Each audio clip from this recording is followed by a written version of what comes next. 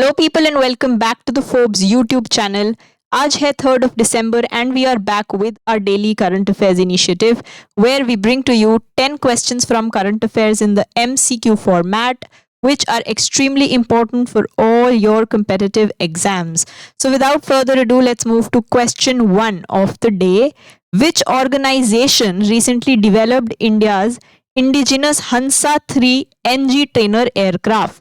हाल ही में किस संगठन ने भारत का स्वदेशी हंसा 3 NG ट्रेनर विमान विकसित किया है? सो बेसिकली जो हमारा हंसा 3 NG ट्रेनर एयरक्राफ्ट है वो इंडिया का पहला ऐसा इंडिजिनस एयरक्राफ्ट है और जो ऑर्गेनाइजेशन ने जिसने इसको डेवलप किया है वो है CSIR NAL। तो ये पहला इंडिजिनस फ्लाइंग ट्रेनर एयरक्राफ्ट है हमारा जिसको CSIR के अंडर नेशनल एरोस्पेस लैबोरेटरीज ने डेवलप किया है। इसकी खासियत ये है that it is ideal for commercial pilot licensing because of its low cost and low fuel consumption. 2-सीटर लो विंग एयरक्राफ्ट है ये। Let's move to question 2। Ramban सुलाइहानी recently highlighted by PM Modi in his मन की बात program was selected under one district one product initiative from which district? रामबान सुलाइहानी जिसके बारे में हाल ही में पीएम मोदी ने अपने मन की बात प्रोग्राम में बताया था उसे वन डिस्ट्रिक्ट वन प्रोडक्ट पहल के तहत किस जिले के लिए चुना गया है? सो कौन सी डिस्ट्रिक्ट से इसको रिप्रेजेंट किया जा रहा है, कौन सी डिस्ट्रिक्ट से इसको पहले GI टैग भी मिल चुका है? सो the answer is very very direct, it is the Ramban district. And ये जो रामबान डिस्ट्रिक्ट है ये कहाँ पर है? आपके जम्मू एंड कश्मीर में। Moving on to question 3, recently against which team did Virat Kohli score his 52nd ODI century, surpassing Sachin Tendulkar's record? हाल ही में विराट कोहली ने किस टीम के खिलाफ अपना 52nd ODI शतक बनाया और सचिन तेंदुलकर का रिकॉर्ड तोड़ा है? सो इनका 52वां ODI शतक है ये, 52nd ODI शतक, ODI सेंचुरी। सचिन तेंदुलकर का रिकॉर्ड इन्होंने ब्रेक कर दिया है and Here the answer is South Africa. South Africa के अगेंस्ट ये शतक बनाया गया। Question number 4 है which government body has recently mandated continuous SIM linking for messaging apps in India?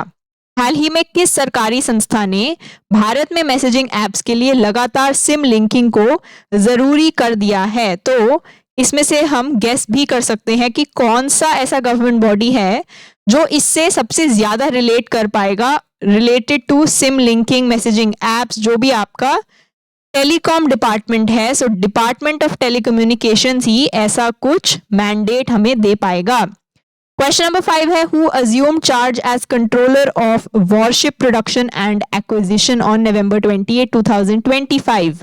28 नवंबर 2025 को वॉरशिप प्रोडक्शन और एक्विजिशन के कंट्रोलर का पद किसने संभाला? This is a factual question and the right answer for this particular question is Vice Admiral Sanjay Sadhu. Moving on to question 6, recently on World AIDS Day 2025, India reaffirmed its commitment to eliminate AIDS by which year? हाल ही में world ads day 2025 पर भारत ने किस साल तक ads को खत्म करने का अपना वादा दोहराया? यानी कि हम कौन से साल तक एम कर रहे हैं, हमारा टारगेट ईयर कौन सा है जब तक हम एड्स को इंडिया से एलिमिनेट करना चाहते हैं? सो द आंसर इज 2030। अगले 5 साल में हम चाहते हैं कि एड्स इंडिया से एलिमिनेट हो जाए। और ये वर्ल्ड एड्स डे कब मनाया जाता है, इसकी डेट, एग्जैक्ट डेट आप मुझे कमेंट्स में लिखकर बताएंगे। Moving on to question 7, in which city was 60th All India DGP IGP Conference 2025 chaired by Prime Minister Narendra Modi held? प्रधानमंत्री नरेंद्र मोदी की अध्यक्षता में 60वां all India DGP IGP conference 2025 किस शहर में हुआ? तो जो आपका पुलिस डिपार्टमेंट है उनके DGPs एंड IGPs का conference under prime ministers chair happened in Raipur. Question number 8 है as per recent projections, India's population is expected to stabilize around which figure by 2080? हाल ही के अनुमानों के अनुसार 2080 तक भारत की जनसंख्या किस आंकड़े के आसपास स्थिर होने की उम्मीद है? तो बेसिकली जो हमारा नेशनल पॉपुलेशन पॉलिसी है उसमें हमारा स्टेबलाइजेशन टारगेट ईयर वाज 2045 फिर उसको रिवाइज करके हमारा न्यू टारगेट ईयर हुआ 2065। लेकिन जो लेटेस्ट पॉपुलेशन रिपोर्ट्स आई हैं उसमें देखने को मिला है कि जो हमारा टोटल फर्टिलिटी रेट होता है वो 1.9 हो चुका है। रिप्लेसमेंट लेवल रेट होता है 2.1, यानी कि पर वुमन अगर 2.1 बच्चा पैदा कर रही है, this is not obviously literally but only technically, तो 2.1 बच्चा जब पैदा होता है तो वो कंप्लीट पॉपुलेशन को रिप्लेस करता हुआ चलेगा। लेकिन ये जो रिप्लेसमेंट रेट है इससे भी कम हो चुका है हमारा टोटल फर्टिलिटी रेट, जिसकी वजह से ये अनुमान लगाया जा रहा है कि हमारी पॉपुलेशन स्टेबलाइज हो जाएगी बाय 2080।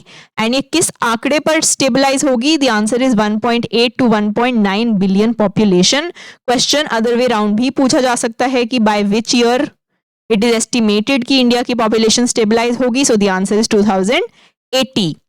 Question number 9 है Pascal Donohoe has been recently appointed as which of the following in the World Bank Group? Pascal Donohoe को हाल ही में वर्ल्ड बैंक ग्रुप में इनमें से किस पद पर नियुक्त किया गया है? वर्ल्ड बैंक ग्रुप में कौन सी पोजीशन है जो इनको दी गई है? And the answer is MD and chief knowledge officer. With this we come to the last question of the day. India has been recently re-elected to UNESCO Executive Board for which term? Bharat को हाल ही में UNESCO executive board में किस term के लिए फिर से चुना गया है, यानी कि कौन से ईयर्स के लिए? What is the time period जिसके लिए इंडिया को रीइलेक्ट किया गया है in the UNESCO executive board? And the answer is 2025 से 29. With this, we finish off our 10 questions of the day. If you like the video, then please subscribe to our channel and follow us on all our social media channels. For ebooks, e-PDFs and lots of daily updates for free, you have to join our Telegram. The link is in description. Thank you, bye-bye, and keep learning.